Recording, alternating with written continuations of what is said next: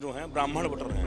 ब्राह्मण वोटरों का जो रुझान जिस तरफ जाएंगे उस पार्टी का पलड़ा भारी होगा। जो अभी तक लग रहा है सपा भाजपा की लड़ाई दिखाई पड़ रही है, उसमें हमको लग रहा है कि जहाँ तक भाजपा का पलड़ा भारी हमको दिखाई पड़ रहा है। तो पूरी बात कि मंत्री लगे हुए हैं और सब अपने जातिगत पॉकेट में प्रचार कर रहे हैं। अगर राजभर मंत्री है तो वो अपने जातिगत प्रचार, ब्राह्मण मंत्री है तो कहीं न कहीं जो उस नेचर है उस विधानसभा का, उसके हिसाब से वहाँ इस बार प्रचार का तरीका भी उसी आधार पर किया गया है। तो कहीं न कहीं जो स्ट्रेटजी बदली गई है, तो मुझे लग रहा है भाजपा एक पॉजिटिव एनर्जी लेकर चल रही है।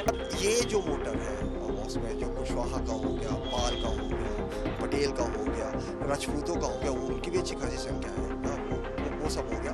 और ब्राह्मणों का वोट जहाँ तक है वो तो टूटा ही है, उसको भी तो टूटेगा ही। उत्तर प्रदेश में 9 सीटों पर उपचुनाव है और यूपी तक की टीम हर सीट पर पहुंचती है और फिर चुनावी मिजाज भांपती है। और हमारे इस मुहिम में, हमारे इस अभियान में हम समझते हैं उन पत्रकारों से जो जमीन पर इस पूरी सियासत को आपके लिए लेकर के आते हैं। तो इस वक्त हम मझवा में हैं, मिर्जापुर की विधानसभा है और यहाँ पर हमारे पीछे अगर आप देखेंगे तो एक पत्रकारों का लंबा चौड़ा पैनल है। सभी वरिष्ठ पत्रकार हैं जो कि इस पूरे इलाके को बखूबी समझते हैं और देखा जाए तो इनकी नज़रों से आज हम ये समझेंगे कि आखिर मझवा में हो क्या रहा है। मेरा नाम कुमार अभिषेक है और हमारी यूपी तक की ये चुनाव यात्रा मझवा पहुंची है। तो सबसे पहले हम सबों का परिचय करा दें। हमारे साथ संतोष श्रीवास्तव हैं, पीटीआई से हैं, वरिष्ठ पत्रकार हैं। अजय गुप्ता जी हैं, वरिष्ठ पत्रकार हैं। उपेंद्र चतुर्वेदी अमर उजाला से हैं, वरिष्ठ पत्रकार हैं। जयेंद्र चतुर्वेदी, माफ कीजिएगा। शिवशंकर उपाध्याय जी हैं। इसके अलावा देवेंद्र पांडे और शिव तिवारी जी। तो ये तमाम पत्रकार हैं। हम इनसे एक एक करके समझने की कोशिश करेंगे कि आखिर मझवा में जीत कौन रहा है। मिजाज, माहौल इन सब से अलग अब सिर्फ 2 दिनों का वक्त बचा है जब चुनाव प्रचार खत्म होगा, लेकिन आखिर सियासी हालात क्या हैं, कौन जीतेगा। तो सबसे पहला सवाल आप ही से है, क्या है माहौल यहाँ का? देखिए, माहौल जहाँ तक बता दें मझवा चुनाव का सिर्फ जातिगत के आधार पर चुनाव इस समय हो रहा है। और जो सपा के प्रत्याशी हैं डॉक्टर ज्योति बिंद, उनके पिताजी मझवा से 3 बार विधायक रह चुके हैं, बसपा से रह चुके हैं, मगर अभी समय वो पिछली बार सांसद से भाजपा से भदोही से, और इस बार उनकी लड़की चुनाव मैदान में है, इसलिए उनको चुनाव लड़ रही हैं। और रही बात जहाँ यहाँ पे निर्णायक वोटर जो हैं ब्राह्मण वोटर हैं। ब्राह्मण वोटरों का जो रुझान जिस तरफ जाएंगे उस पार्टी का पलड़ा भारी होगा। जो अभी तक लग रहा है सपा भाजपा की लड़ाई दिखाई पड़ रही है, उसमें हमको लग रहा है कि जहाँ तक भाजपा का पलड़ा भारी हमको दिखाई पड़ रहा है। भाजपा का पलड़ा भारी है। आपको क्या लगता है कि देवेंद्र जी की ये चुनाव में क्या बहुत कांटे की लड़ाई है, या बीजेपी चूंकि ये सीट पहले जीती थी तो बीजेपी के लिए आसान होगा? नहीं, बीजेपी भारी है मगर चुनाव बहुत कांटे का होगा, क्योंकि बसपा का निचले स्तर का जो वोट है वो सपा में कन्वर्ट होता धीरे धीरे दिखाई दे रहा है, इसलिए बसपा कमज़ोर है। बसपा का जो काडर वोट है वो सपा की तरफ जा रहा है। सपा की तरफ जा रहा है धीरे, क्योंकि प्रचार भी वो लोग वही कर रहे हैं, उनको फॉरवर्ड क्लास का वोट मिल नहीं रहा है सपा को, इसलिए वो सब जमीनी स्तर पर ही केवल काम बसपा के वोटर पे ही कर रहे हैं। दीपू तिवारी जी इस समय बहुत प्रभाव नहीं छोड़, बसपा के जो कैंडिडेट जो हैं प्रभाव नहीं छोड़ रहे, इसलिए लड़ाई ज्योति बिंद और सुचिस्मिता के बीच ही है। तो सुचिस्मिता मौर्य और जो ज्योति बिंद हैं, इन दोनों की लड़ाई कह रहे हैं कि इन दोनों की लड़ाई सिमटती जा रही है। भारी कौन है आप? देखिए, उपचुनाव में और सामान्य चुनाव के प्रकृति में अंतर होता है। उपचुनाव बेसिकली सत्ता का चुनाव होता है, जैसे जिला सहकारी बैंक का चेयरमैन, जिला पंचायत अध्यक्ष का चुनाव, उसी तरह से जब उपचुनाव होते हैं तो वो सत्ता का चुनाव होता है। और चूंकि 9 विधानसभा पे चुनाव हो रहा है तो पूर्णतया जो है भाजपा इस पे जो है अपना फोकस बनाए हुए है। मुख्यमंत्री 2 बार आ चुके, उप मुख्यमंत्री दोनों उप मुख्यमंत्री 2 बार आ चुके, अभी आने को भी हैं। तो पूरा फोकस भाजपा का जो है कि एन केन प्रकारेण इस सीट को लेने को है। और जहाँ तक मतदाताओं की हम बात करें तो मतदाताओं के लिए दोनों प्रत्याशी जो है सुचिस्मिता मौर्य भाजपा से और सपा से जो है रमेश बिंद की बेटी, दोनों एक तरह से टेस्टेड हैं। उन्होंने बहुत विकास का काम किया है, ना इन्होंने विकास का काम किया है। इनको एक नया प्रत्याशी चाहिए था। वो कहीं ना कहीं दीपू तिवारी थे, लेकिन उनका कैडर वोट जो है उनको साथ नहीं दे रहा है, और ब्राह्मण भी अभी सशंकित हैं। लेकिन मेरा मानना है कि अंततः भाजपा इस सीट पर जीतेगी। अंततः बीजेपी जीतेगी, ऐसा कह रहे हैं हमारे आपके पहले जो दोनों पत्रकारों ने, से हम लोग सीनियर पत्रकारों से बात की, इनके हिसाब से ये पलड़ा भारी है। आपको भी ऐसा ही लगता है पलड़ा भारी है, या बहुत बीजेपी के लिए मुश्किल है? देखिए, मैं आपको थोड़ा सा जो मझवा विधानसभा है इसका थोड़ी प्रकृति बता दूं। चाहे वो प्रत्याशी का चुनाव हो और चाहे स्ट्रेटजी हो चुनाव जीतने की, दोनों में जातिगत जो आंकड़े होते हैं, जातिगत घेराव, ये सब चीज़ें वो जिस आधार पे आप स्ट्रेटजी बनाते हैं जाति को केंद्र में रख करके, वही ज़्यादा प्रभावी रहे हैं मझवा में। अभी तक स्थिति क्या है कि यहाँ पर मैं देख रहा हूँ कि हर सप्ताह कुछ स्थिति बदलती जा रही है। कुछ देर भाजपा कुछ देर पहले तक था, इस समय सपा का नाम इसलिए आ रहा है क्योंकि सबसे पहले यहाँ प्रत्याशी घोषित करने वाली पार्टी थी बसपा। उसने दीपू तिवारी को, और दीपू तिवारी जैसे ही पार्टी के माध्यम से आए और उन्होंने क्षेत्र में प्रचार शुरू कर दिया, चूँकि ब्राह्मण और बिंद वहाँ सबसे बड़े गेम चेंजर हैं। तो अब वहाँ पर दीपू तिवारी ने एक बेस बनाया, उसके बाद भाजपा और उसके बाद सपा आ गई। अब स्थिति ये बनती है कि यहाँ पर बिंद वोटर एक तरह से सपा अपना मान के चल रही है, और भाजपा के जैसा कि माना जाता है कि भाई जो सवर्ण वोटर हैं वो भाजपा के साथ होते हैं।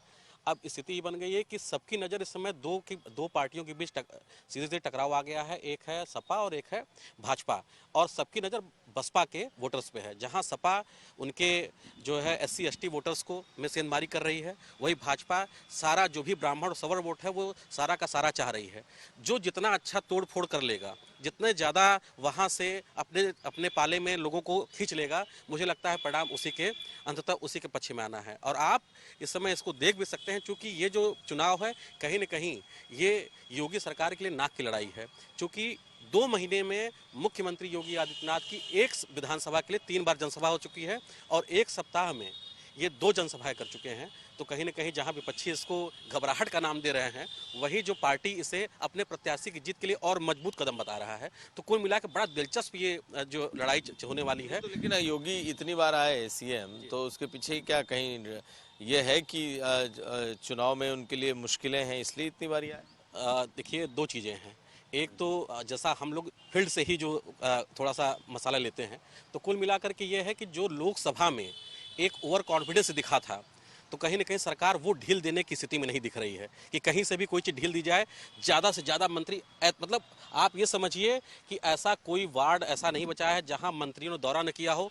22 से 25 मंत्री अब तक भाजपा सरकार के यहाँ पर बाकायदा मझवा में सक्रिय हैं। लेकिन इसका बहुत कोई असर, कई बारी घोसी का उपचुनाव हमने देखा, इतने मंत्री इतने नेता लगा दिए, कुछ नहीं हुआ, बहुत आराम से हार भी गए, तो वो तो बैकफायर भी तो करता है। जी, मैं इसीलिए बता रहा था उसको पूरी बात कि मंत्री लगे हुए हैं और सब अपने जातिगत पॉकेट में प्रचार कर रहे हैं। अगर राजभर मंत्री है तो वो अपने जातिगत प्रचार, ब्राह्मण मंत्री है तो कहीं न कहीं जो उस नेचर है उस विधानसभा का, उसके हिसाब से वहाँ इस बार प्रचार का तरीका भी उसी आधार पर किया गया है। तो कहीं न कहीं जो स्ट्रेटजी बदली गई है, तो मुझे लग रहा है भाजपा एक पॉजिटिव एनर्जी लेकर चल रही है। और जिस तरह से लड़ाई दिख रही है, सपा अंडर करंट है, क्योंकि रमेश बिंद यहाँ से 3 बार विधायक रह चुके हैं और उनकी बेटी है, पहली बार है उनका कैरियर की शुरुआत होने वाली है, राजनीतिक कैरियर। तो कहीं न कहीं उनके लिए भी जो है ये एक बहुत बड़ी लड़ाई है, और वही जो है भाजपा के लिए ये सर्वविदित है कि किस तरह की लड़ाई है। तो दोनों पार्टियां बेहतरीन तरीके से लगी हुई हैं।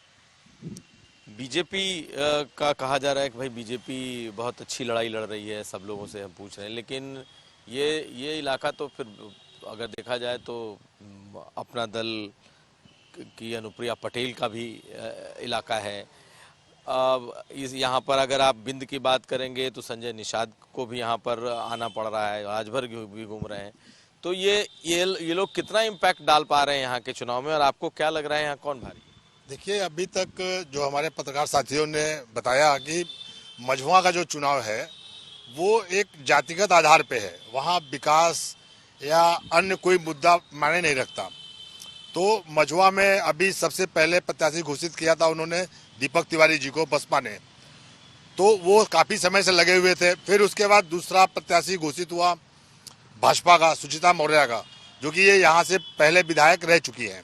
फिर तीसरा हुआ सपा का ज्योति बिंद का, और ज्योति बिंद रमेश बिंद की बेटी है, प्लस उनको इसलिए माना जा रहा है कि 3 बार उनके पिताजी वहां पे विधायक रहे और वो जातिगत आधार पे रहे।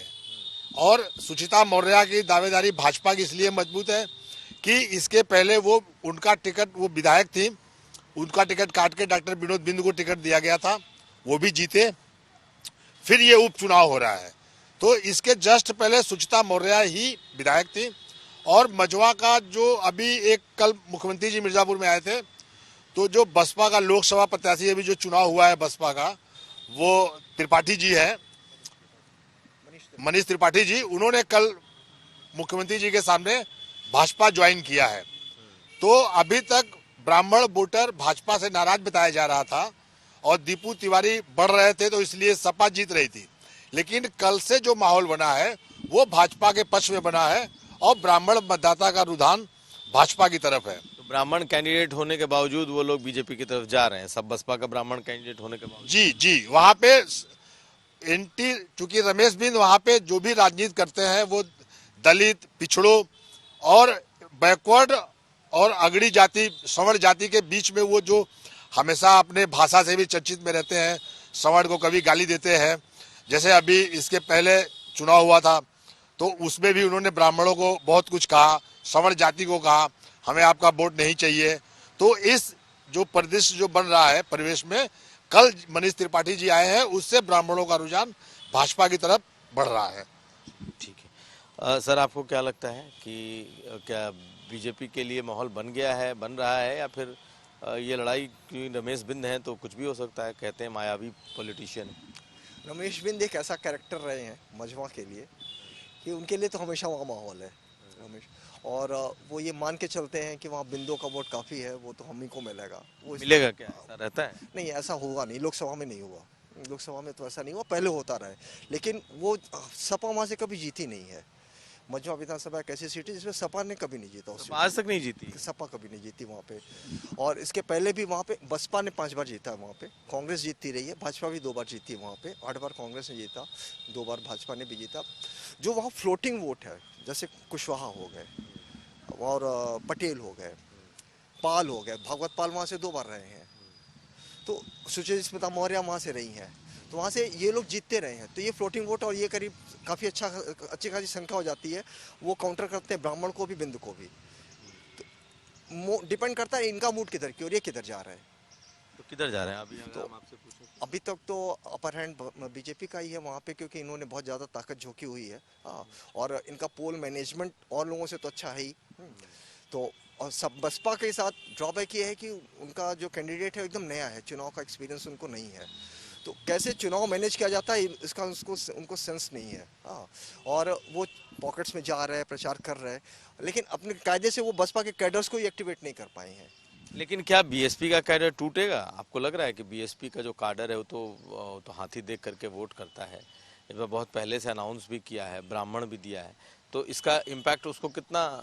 पिछले कुछ सालों में जब से ये अनाज का और आवास का ये सब स्कीमें जब से चली है, हाँ, तब से उसमें डेंट लगी है, बसपा के ये हाथी वाले परसेप्शन में डेंट लगा है। अब उसी से नहीं जाता है। हाँ, अब वो ज़्यादातर अभी पिछले चुनाव में तो ये होता रहा है कि स्लोगन्स के हिसाब से वो चला जाता था, शायद उसका प्रभाव इसमें भी पड़े, वो स्लोगन के हिसाब से चला जाए।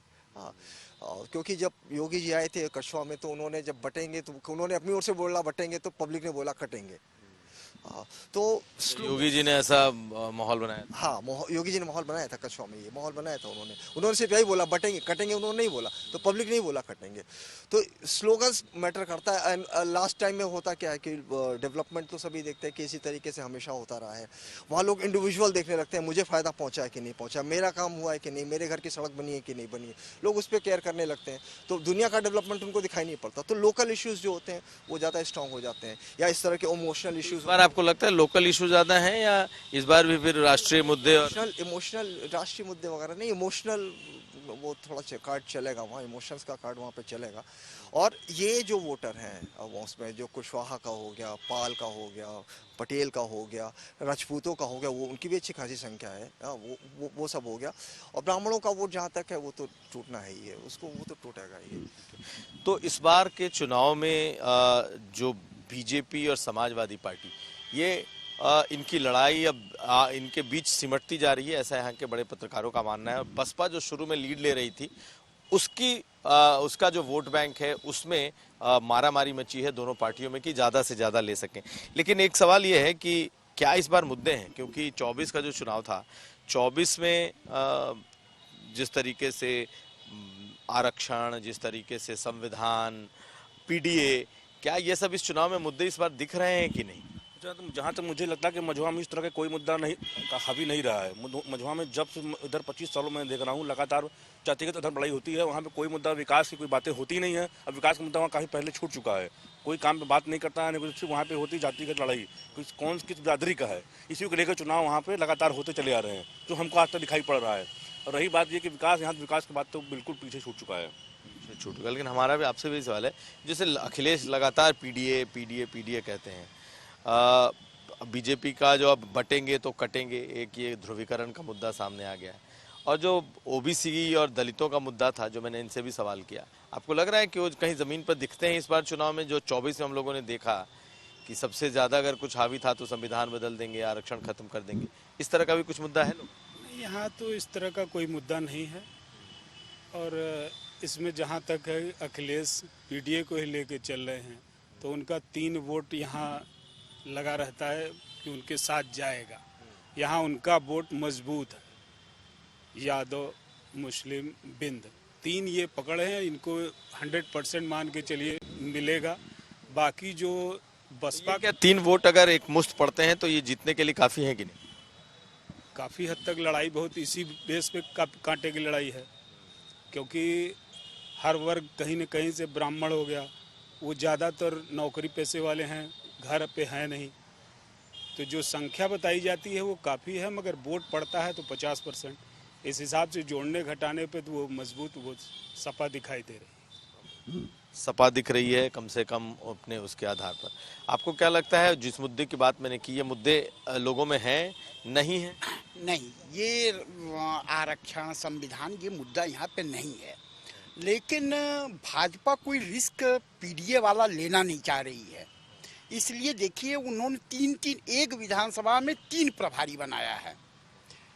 अनिल राजभर कैबिनेट मंत्री हैं, वो राजभरों के लिए बनाए गए हैं। आशीष पटेल कैबिनेट मंत्री हैं, वो भी प्रभारी बनाए गए हैं। चौबे सांसद हैं सोनभद्र के, वो प्रभारी बनाए गए हैं। कि पिछली बार जो पीडीए करके इन्होंने संविधान खतरे में है कह करके लोगों को बरगलाने का काम किया, इस बार ये कहीं से कोई रिस्क लेना भाजपा नहीं चाह रही है।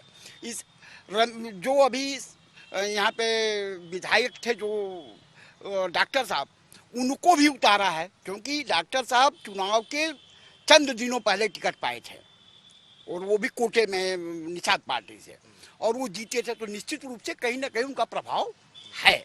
उनको बिंदुओं को मैनेज करने के लिए लगाया है। और जैसा कि हमारे साथी ने बताया कि पीडीए में मुसलमान और यादव यही उनके पास है, उनकी पूंजी यादव और मुसलमान ही है। शेष जो पीडीए में पिछली बार संविधान खतरे में है, संविधान बदल जाएगा कि हवा बना करके जो एनडी गठबंधन ने जो है कि काम किया, वो कहीं से उसका मतलब बीज ही ना अंकुरित हो, इसको दबाने के लिए भाजपा ने पूरी अपनी ताकत और पूरा अपना एनर्जी लगाया हुआ है। तो क्या मतलब ये माना जाए कि अगर ये 3 जिसकी बात की जा रही है, यादव, मुसलमान और बिंद, ये 3 बिरादरियां अगर एक साथ एक मुश्त आती हैं तो ये कितना बड़ा चैलेंज है? क्या ये अकेले जीतने की स्थिति में है? और जो मुद्दों की मैंने बात की, वो मुद्दे कहीं दिखते हैं कि? पहले मैं मुद्दे से शुरू करता हूँ। मुद्दे बिल्कुल दिख रहे हैं, लेकिन संबोधनों तक, जो जनसभाएं हैं उसमें जो भी बड़े नेता आ रहे हैं उनके संबोधन में चीज़ें हैं, लेकिन वो आखिरी में जो उसमें कहते हैं ना कि जो एक टैगलाइन होती है, बेसिकली वो जातिगत चीज़ें हैं। और मैं आपको मुख्यमंत्री जी का जो भाषण रहा है, संबोधन रहा है पिछला, जो कि मझवा में हुआ था, मैं उस ओर आपका ध्यान आकृष्ट कराना चाहूँगा कि उस पर जब मझवा में उन्होंने जैसे उनका जो एक टैगलाइन चल रही है कि भाई बटोगे तो कटोगे, लेकिन उन्होंने यहाँ कटने की बात नहीं कही, क्योंकि कहीं ना कहीं उन्हें धर्मगत बढ़त नहीं लेनी है यहाँ पे जाति। उन्होंने कहा बटना नहीं है, बटना नहीं है, एकजुट रहना है। मतलब कहीं ना कहीं उनका मैसेज साफ था कि हमें जातिगत रूप से बंटना नहीं है, हमें एकजुट रहना है। उनको भी ये पता है कि यहाँ पर जो जीत हासिल करनी है उसके लिए सबसे ज़रूरी चीज़ क्या है, वो है कि भाजपा को सभी जगह से थोड़ा थोड़ा चाहिए और उनके लिए पर्याप्त होगा।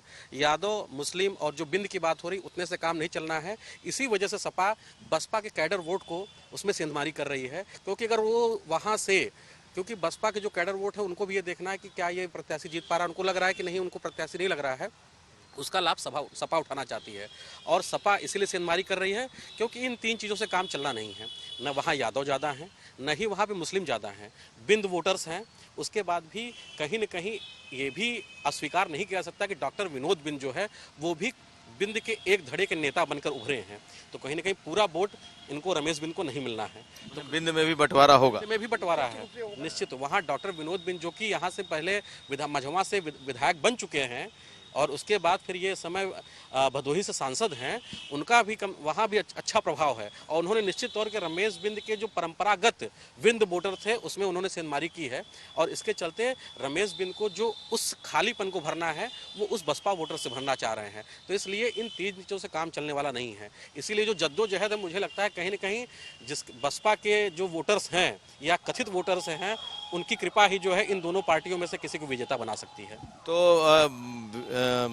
रमेश बिंद तो हमेशा से इस तरीके के नेता जाने जाते रहे हैं जो जातियों का ध्रुवीकरण करते रहे हैं, खास करके सवर्णों के को लेकर के। आपको लगता है कि इस बार भी वो उसी लाइन पर हैं या कुछ बदलाव है? पिछली बार का जो अनुभव रहा बड़ा खट्टा रहा उनका लोकसभा चुनाव में। इस बार वो अनुप्रिया पटेल जी के विपरीत में थे और जैसा कि अंदर से चर्चाएं होती थी कि 25-50 हज़ार वोट का तो अंतर रहेगा ही जीत में, खासकर मझवा विधानसभा लोकसभा चुनाव में। इस विधानसभा से रमेश बिंद 25-50 हज़ार का अंतर ले लेंगे, लेकिन ऐसी बाजी पलटी कि वो जो जातिगत जो सारी गुड़ागड़ी थी वो फेल हो गई और इनके गढ़ में अनुप्रिया पटेल ने लीड लिया, भाजपा ने लीड लिया। और कहीं ना कहीं इस अनुभव के चलते इस बार जातिगत जो चीज़ें हैं, रमेश बिंद इस बार ऐसा कोई कठोर शब्द, कोई कठोर वाक्य जातिगत निकल के नहीं आ रहा है। वो जो भी कर रहे हैं साइलेंटली और खासकर बसपा को लेकर मेहनत कर रहे हैं कि कितने ज़्यादा तोड़ सकते हैं शांति से, जैसे बैठ करके। उन्हें पता है कि सीधे अब वो समय नहीं रहा कि हम सीधे कुछ बोल करके, वो समय था आज से करीब 2 विधानसभा पूर्व की बात थी। अब वो स्थिति नहीं है कि आप किसी को गाली दे करके, और इस तरह से क्या होता है कि अब वोटर्स भी जागरूक हो गए हैं। और कहीं ना कहीं भाजपा की जो कुछ भाई साहब ने कहा कि भाजपा जो है, जो उनकी लाभकारी योजनाएं हैं, उन्होंने कहीं ना कहीं हर कैडर से वो सेंधमारी करके बैठे हुए हैं। उन्होंने हर कैडर में अपना एक धड़ा बना रखा है अपनी योजनाओं के बल पे। उनको अच्छा खासा लाभ मिल रहा है और भाजपा ये जो योजनाएं चल रही हैं और लगातार आगे बढ़ती जा रही हैं, उसका सबसे बड़ा कारण है कि उसका उन्हें लाभ मिल रहा है, वोट में वो कन्वर्ट हो रहे हैं। तो ऐसे में रमेश बिंद के लिए कहीं न कहीं सीधे सीधे अगर उन्हें गाली देने के बाद उन्हें पूरा का पूरा ध्रुवीकरण हो जाता तब तो वो रिस्क लेते, लेकिन अब वो रिस्क की स्थिति इस समय नहीं है। छोटा सवाल आप लोगों से और साथ ही ले लो, खत्म करेंगे। ये बताइए कि कांग्रेस का कोई सुगबुगाहट या कांग्रेस पार्टी साथ दिख रही है? कांग्रेस क्योंकि मझवा सीट मांग रहे थे प्रदेश अध्यक्ष अपने बेटे के लिए, तो कांग्रेस किस तरीके से दिखती है? देखिए, कांग्रेस की बात जो है कि लगभग 85-90 तक कांग्रेस का अच्छा खासा इतिहास रहा है वहाँ पर, और धीरे धीरे फिर चीज़ें प्योर जातिगत हो गई। लेकिन अब भी वहाँ पर कांग्रेस के जो पुराने और जो खाटी जिसे कहते हैं, खाटी वोटर्स, जो खाटी परिवार है, वही लोग जुड़े हुए हैं। बाकी कांग्रेस का ऐसा कहा जाए कि कुछ ऐसा जिताऊ वोट बैंक वहां पर मिल जाए या बड़ा सहयोग हो जाए, तो मेरे हिसाब से ऐसा कुछ नहीं है। कांग्रेसी दिख रहे हैं ना मेहनत नहीं, वो 14वें प्लेयर हैं क्रिकेट के, वो 14वें प्लेयर हैं, बस नाम है उनका। और जैसा अभी आपने पूछा कि रमेश बिंद का जो एक था कि वो जाति वाला, तो वो उस समय की बात है कि जब बिंद का कोई और नेता मिर्जापुर में नहीं था। आज बिंदों का एक सशक्त नेता डॉक्टर विनोद बिंद भी इस क्षेत्र में उभर करके आए हैं। इसलिए अब वो स्थिति नहीं रही कि जो 2 चुनाव पहले रमेश बिंद एकलौते बिंदों के नेता हुआ करते थे। जैसे कभी पालों के नेता एकलौते भागवत पाल यहाँ हुआ करते थे, वो स्थिति अब नहीं है। तो ये अखिलेश यादव और योगी जी, अखिलेश जी और योगी जी की जो सभाएं हो रही हैं, तो क्या इन दोनों के चेहरे पे ही चुनाव आपको दिख रहा है? कहीं ऐसा दिख तो नहीं रहा कि ये दोनों चेहरे हैं, आपस में ये भी टकरा रहे हैं और इन दोनों के जो वोट बैंक हैं वो आपस में लड़ रहे हैं? चेहरे का कोई मतलब है या सिर्फ जाति? चेहरे का तो अगर हमारे हिसाब से कहेंगे तो चेहरे का कोई मतलब नहीं है, क्योंकि मझवा का चुनाव संपूर्ण रूप से जातिगत आधार पे होता है और लास्ट मूवमेंट पे ये तय होता है कि किसको देना है। अभी तय नहीं हुआ है। अभी नहीं तय हुआ है, लेकिन जिधर अभी तक का जो इतिहास रहा है, चाहे भगवत पाल रहे हो, चाहे 92 में रुद्र प्रसाद रहे और लोकपति जी को हराया था 54 वोट से उन्होंने, तो जिधर ब्राह्मण का झुकाव होगा परिणाम उसी के पक्ष में जाएगा। अंतो में यही होता ही है वहां मझवा में, आज भी वही है, जो परिदृश्य दिख रहा है वो यही दिख रहा है। ठीक है सर, बिल्कुल आखिरी सवाल आप ही से वो ये कि भाई सब लोगों से जो बात हुई वो निकल करके आ रहा है कि ठीक है बीजेपी का पलड़ा भारी है, अभी सरकार है, सरकार ने जोर लगाया है, योजनाएं हैं, फलाना ढिमकाना तमाम बातें हैं, लेकिन बीजेपी के लिए सबसे बड़ी मुश्किल यहाँ क्या है और समाजवादी पार्टी के लिए कौन सी ऐसी बात है जो उनको लगता है कि वो यहाँ से इस चुनाव को जीत? देखिए, बीजेपी को जो मुश्किल आएगी, जो ये पहले विधायक रही सुचिस्मिता मौर्य, तो लोगों में बड़ा इनका ऐसा इंप्रेशन था कि बात नहीं करती, इगोइस्ट है। अब कैसा? अभी तो शी इज कम्युनिकेटिव, अभी तो लोगों से मिलजुल रही, चुनाव का टाइम है। हाँ, लेकिन लोगों को संदेह है कि बाद में पता नहीं मिले ना मिले, सीधे वो बात करे ना करे। हाँ, लेकिन शायद वो सिनेरियो चेंज हो, क्योंकि इधर उन्होंने प्रचार उचार किया है, वहाँ पे अनुप्रिया पटेल के लिए भी वहाँ क्षेत्र में गई थी प्रचार के लिए, तो कम्युनिकेशन इन्होंने बढ़ाया है। और जो यहाँ के प्रभारी हैं सरोज कुशवाहा, उन्होंने भी कुछ समझाया होगा उनको। अभी लगता है कि वो लोगों से मिलने की कोशिश करती हैं, तो ये तो थोड़ा बीजेपी के अगेंस्ट वहाँ पे जाता है। और इनके खिलाफ जो जाता है, जो लोकसभा का इम्प्रेशन था, जो पीडीए वाली बात आप कर रहे थे, वो इम्प्रेशन जो था, वो कहीं वो उसका अगर प्रभाव अगर पड़ गया, जैसे अभी अखिलेश की मीटिंग नहीं हुई, वो तो जब अखिलेश की मीटिंग होगी तब पता चलेगा कि उसका क्या असर है कि नहीं है। आपके हिसाब से वो है कि नहीं, वो संविधान बदलने? संविधान की बात तो कांग्रेस ज़्यादा किया करती थी, ये तो पीडीए की बात ज़्यादा करते थे। पीडीए वाला हमें लगता है कि वो उसका असर है।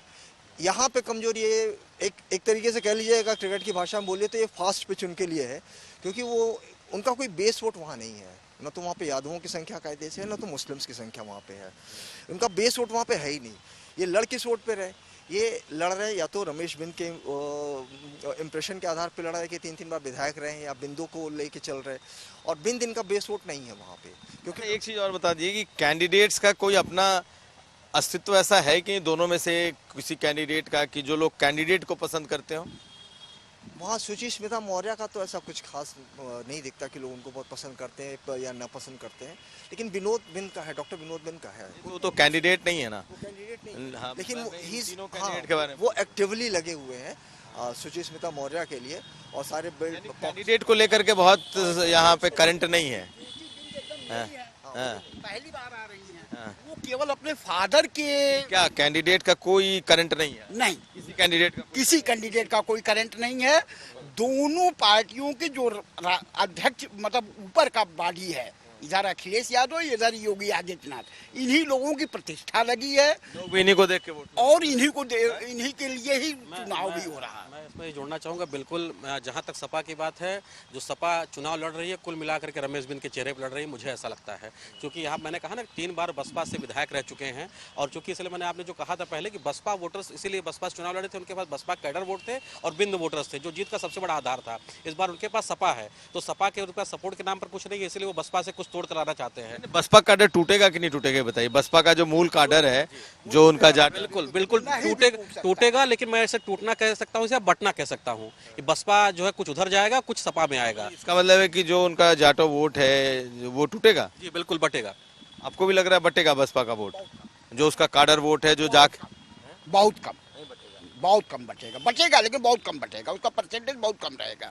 क्योंकि आप अभी लोकसभा चुनाव देखिए, जहां अभी प्रत्याशी जो था बसपा का, वो एक तरह से न के बराबर प्रचार किया था, फिर भी यहाँ पे 1.5 लाख मत पाया था पार्लियामेंट में, जबकि यहाँ हम लोगों ने सोचा था कि 50,000 से ज्यादा इसको वोट नहीं मिलेगा। तो वो कहीं ना कहीं अभी बसपा का जो कैडर वोट है वो 50% अभी मायावती के साथ है। आप लोगों को भी लगता है कि बटेगा, मतलब उसका जाटा वोट जो है अभी मायावती जी के साथ है, 100% नहीं कह सकते मगर 80% आज भी उनके साथ है। उसका बटने का तो मुझे कोई आधार भी अभी तक नहीं दिख रहा है मिर्जापुर में, कम से कम। और यहाँ तो रही बात बिंद की, डॉक्टर रमेश बिंद जो यहाँ पूर्व विधायक रहे हैं, सांसद रहे हैं, उनका प्रभाव वो अपने लिए तो वोट ले सकते हैं, मगर अब बिंदों का वोट कटवा नहीं सकते वो। उनके कहने से बिंद वोट कटेगा नहीं, वो जाएगा डॉक्टर रमेश बिंद के बेटी ज्योति बिंद को ही जाएगा। पूरा बिंद का वोट आपको भी लग रहा है कि जाएगा, एक तरफा जाएगा एक सपा को ही जाएगा। चलिए, तो बहुत शुक्रिया आप लोगों का कि आप लोगों से एक इंसाइट हमें मिला कि भाई आखिर मझवा में हो क्या रहा है। तो यहाँ के तमाम वरिष्ठ पत्रकारों की जुबानी अगर हम समझें तो ये बात साफ है कि यहाँ का चुनाव कांटे का है। कांटे का मुकाबला बड़ा कॉमन शब्द हो गया है, लेकिन अगर उसको हम इस तरीके से समझें कि इस बार की लड़ाई कैंडिडेट्स की लड़ाई नहीं है, इस बार की लड़ाई बड़े नेताओं की लड़ाई है, स्थानीय बड़े नेताओं की लड़ाई है और प्रदेश के बड़े नेताओं की लड़ाई बनकर ये लड़ाई रह गई है। कैंडिडेट्स कोई खास मायने यहाँ के लिए भी नहीं रखता और साथ साथ जैसा हमेशा होता रहा है जाति पर चुनाव, तो जो ज़्यादा से ज़्यादा जाति अपनी ओर खींच लेगा वही इस चुनाव को जीतेगा। अभी भी 2 दिनों का वक्त चुनाव प्रचार में बाकी है। बड़े नेताओं को आना है, मुख्यमंत्री भी आ सकते हैं, अखिलेश यादव भी आ सकते हैं। अब देखना यह है कि इस चुनाव का नतीजा होता क्या है। यूपी तक के लिए मिर्जापुर से कुमार अभिषेक।